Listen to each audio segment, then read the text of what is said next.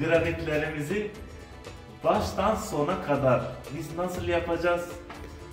Hangi harçla yapacağız? Biz bunu detaylı şekilde size göstereceğiz. Bu köşelerde hangi köşe ventleri kullanacağız? Onu da buradadır köşe ventlerim. Bir dakika. Hemen bunları da göstereyim. Bunlar da rengi siyahtır. Renkleri siyahtır. Aynı granitte olduğu için biz bunu böyle tercih ettik. Kusura bakmayın, yerler biraz kirlidir ama bunlar sonradan hani sıvacı sonradan gelmiş, sıvasını yapmış. Biz fazla o şeye bakmıyoruz. Buradaki çalışma sistemi aslında böyledir. Yani biz ne kadar temiz istesek de adamlar sonradan geliyor, işi batırıyorlar. Biz ona fazla şey yapmıyoruz. Biz yaptığımız işe bakıyoruz. Sağlamlık açısından, temiz açısından. Sonradan buraya zaten temizlik şirketleri geliyor. Buraları tertemiz ediyorlar. Kimse de hani eğer olumsuz bir yorum falan gelirse ben baştan söylüyorum. Buradaki çalışma sistemleri böyledir. Yani benimle alakalı bir şey değildir. Kimse demesin ya usta işini temiz yapmıyor, yerler kirlidir, şöyledir. Ben sadece şu cepheyi tertemiz bir şekilde baştan sona kadar nasıl granit oluyor onu size göstermek istiyorum. İnşallah bu videomu beğenirsiniz ve benim arkadaşıma YouTube kanalına abone olmayı unutmayın. Cengiz Dolunay. Like atmayı hiç unutmayın ve benim eğer bunu yaparsanız ben de mutlu oluyorum, arkadaşım daha çok mutlu oluyor. Hadi çalışmamıza bakalım. Herkese iyi çalışmalar. Hadi başlayalım. Arkadaşlar videomda anlattığım gibi ben dedim ki hangi yapıştırıcıyı kullanacağız. Bizim yapıştırıcımız budur ve X Large Flex.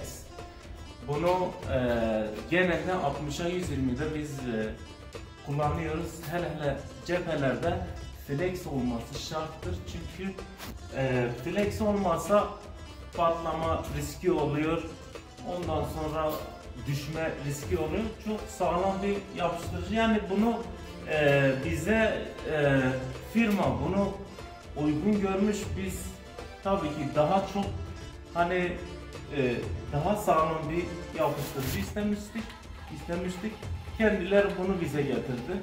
Biz de bizim aralarına kullandığımız klip, bunlar klipli, şunlar da fakbozdur. Şimdi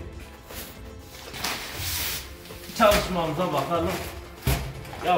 İlk yapıştırıcıdan başlayalım. Şimdi çalışmamıza bakalım. İlk yapıştırıcıdan başlayalım. Biraz daha uzaklaşın.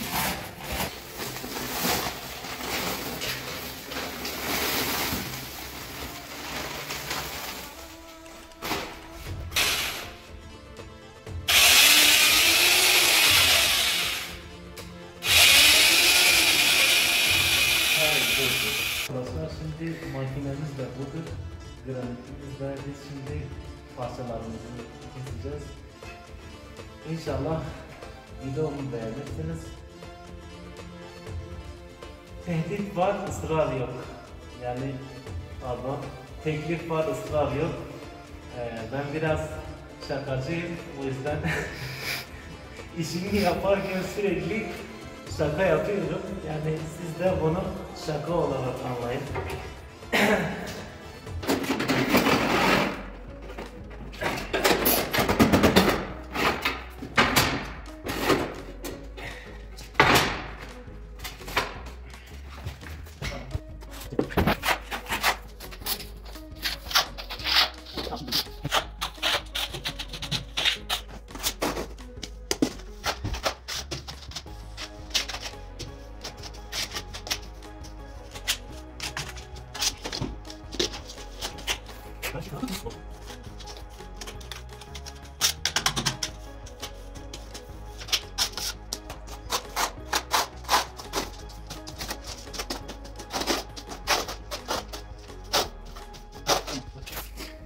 Evet arkadaşlar, şimdi biz granitin arka yüzüne de yapıştırıcı sürüyoruz. Daha çok sağlam olsun diye biz bunu özellikle yapıyoruz. Cephelerde.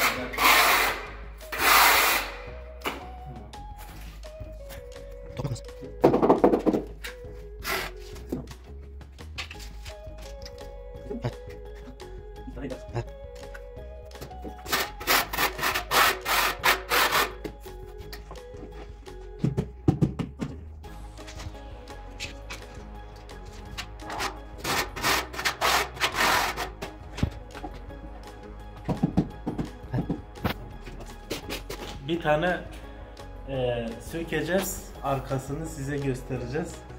Yani ne kadar tutmuş ona bakalım. Bakın, her yeri tutmuş. Tamam.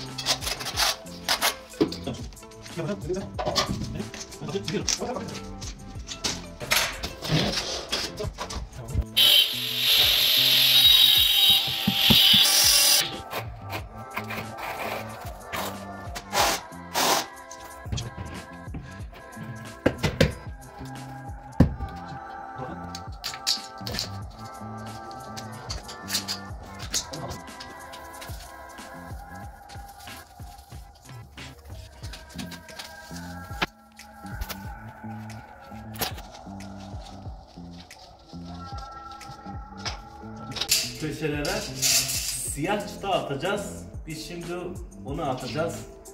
Evet, başlıyoruz.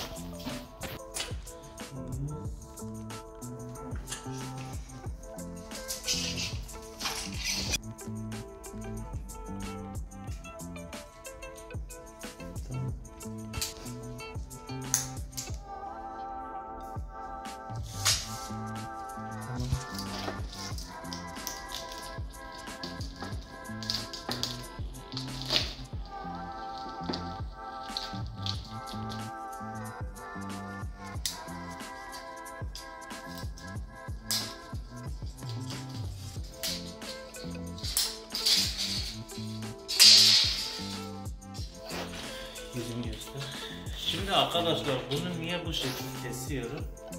Bazıları bu şekilde böyle ama bir parça düz atıyorlar. Şöyle düz atıyorlar. Benim böyle kesmemin sebebi ben üstteki parçayı da bu şekil kesip takacağım, sanki birleşik gibi olacak. Yani hiç orada parça parça birbirine takılmış gibi gözükmeyecek. Yani ben bir bitireyim.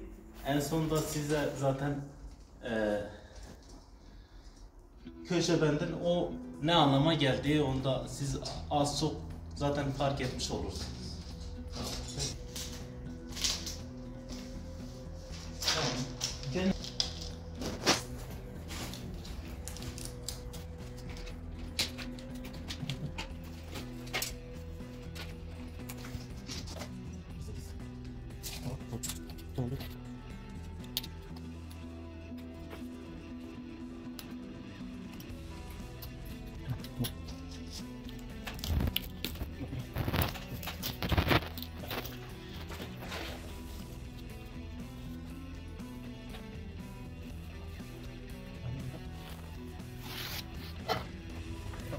Gördüğünüz gibi aynen söylediğim şekilde burası çıktı. Tam buralar tam bitince hepsini yavaş yavaş size anlatmaya çalışıyorum. Nasıl yapılıyor, nasıl çıkıyor, hepsini tek tek ince ayrıntılı şekilde size gösteriyorum. Tamam.